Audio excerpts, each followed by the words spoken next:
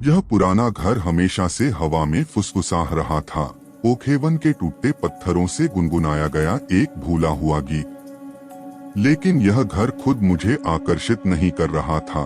यह उसकी टूटी हुई खिड़कियों और हमेशा बंद दरवाजों के इर्द गिर्द बुनी गई दिल दहला देने वाली कहानियां थीं।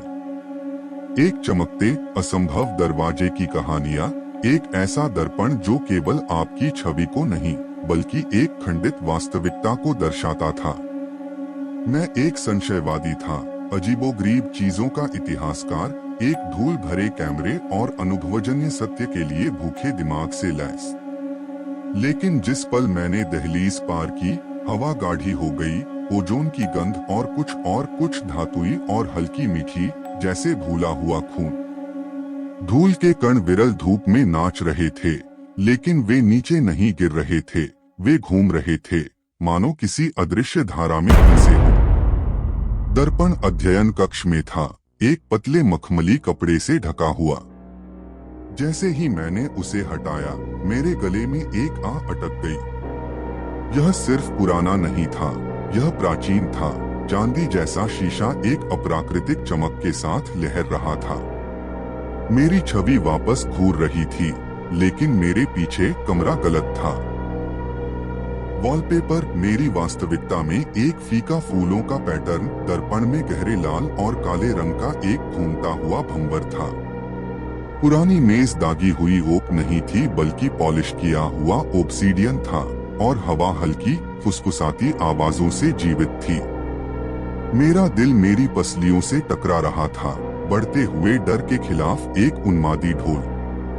मैंने हाथ बढ़ाया, मेरी उंगलियां ठंडी चिकनी सतह को छू रही थीं। यह कांच जैसा नहीं लग रहा था, यह झरझरा लग रहा था, मानो मैं इसे धकेल सकता था। और मैंने किया। एक पल मेरा हाथ दर्पण पर था, अगला मैं एक अनदेखे शून्य में गिर रहा था। फुसफुसाहट विकृत चीखों और असंभव हंसी के कोलाहल में बदल रही थी। मैं किसी ठंडी और कठोर चीज पर जोर से गिरा। कमरा वही था, फिर भी भयावह रूप से अलग। लाल वॉलपेपर एक आंतरिक प्रकाश के साथ धड़क रहा था, दीवारों पर विकृत छायाएं पैदा कर रहा था जो घूम रही थीं। ओब्सीडियन डेस्क अजीबोगरीब कलाकृतियों से भरा था, चमकते हुए गोले, जटिल हड्डी की नक्काशी और एक बदरंग चांदी का लॉकेट जो एक कम द्वेषपूर्ण ऊर्जा के साथ गुनगुना रहा था। हवा मोटी और चिपचिपी थी, सांस लेना मुश्किल था, और ओजोन की गंध अब ओवरवेलमिंग थी, जिसमें कुछ सचमुच भयानक, जैसे सड़न और जलते हुए मांस की गंध मिली हुई थी। और फुसफुसाहट, वे सिर्फ मेरे दिमाग में नहीं थे, वे हर जगह थे, दबाव डाल रहे थे, एक ऐसी भाषा में बोलने वाली आवाजों का एक समूह जिसने मेरे दिमाग को मोड़ दिया, अकल्पनीय भयावहताओं का संकेत दिया।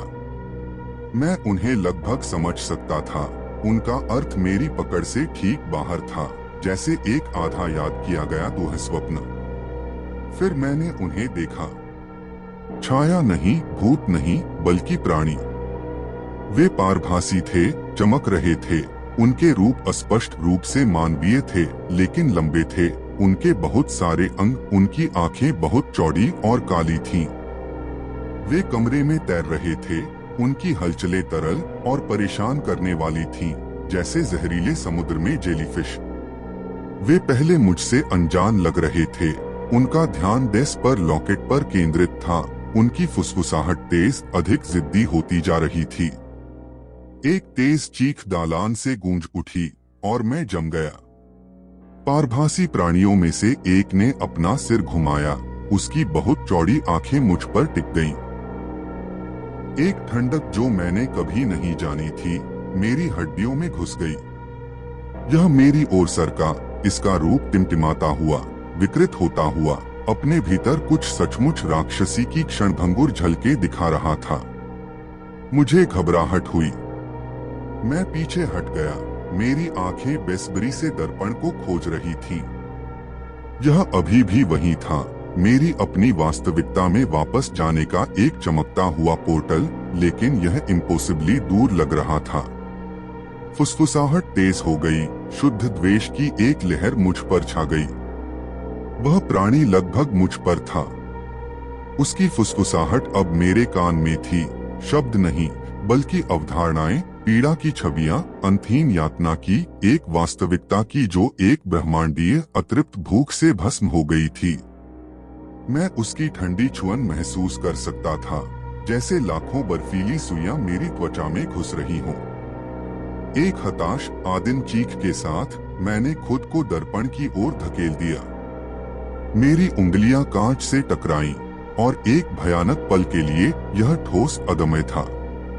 प्राणी का रूप मेरे पीछे मंडरा रहा था। उसकी काली आंखें मेरी आत्मा में घुस रही थीं। फिर एक झटके के साथ जो मेरे पूरे अस्तित्व से गुजरा, मैंने परिचित खिंचाव महसूस किया। दुनिया घूम गई। फुसफुसाहट एक दूर के गुनगुनाहट में बदल गई। सड़न की बदबू फीकी पड़ गई। मैं पुराने घर के परिचित धूल भरे अध्ययन कक्ष में वापस आ गया, हाफता हुआ। दर्पण चमका, फिर मंद पड़ गया। कमरे में रोशनी सामान्य थी। ओजोन और सड़न की गंध गायब हो गई थी। लेकिन मेरे हाथ कांप रहे थे और पास की खिड़की में मेरा प्रतिबिंब आतंक से पीला चेहरा दिखा रहा था। आंखें चौड़ी और प्रेतवाधित थीं। मैं कभी उस पुराने घर में वापस नहीं गया। कहानियां अभी भी घूमती हैं, फुसफुसाहट अभी भी ओखेवन में गूंजती है। लेकिन अब जब मैं उन्हें सुनता हूँ, तो मैं उन्हें सिर्फ खारिज नहीं करता।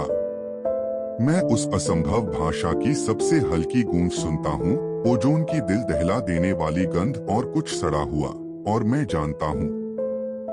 जानता हूँ कि कुछ दरवाजे सबसे अच्छे बंद छोड़ दिए जाते हैं, कुछ प्रतिबिंब सबसे अच्छे अछूते छोड़ दिए जाते हैं, और कुछ वास्तविकताएं कभी नहीं देखी जानी चाहिए, क्योंकि कुछ भयावहता एक बार देखी जाने वाली वास्तव में कभी अनदेखी नहीं हो सकती।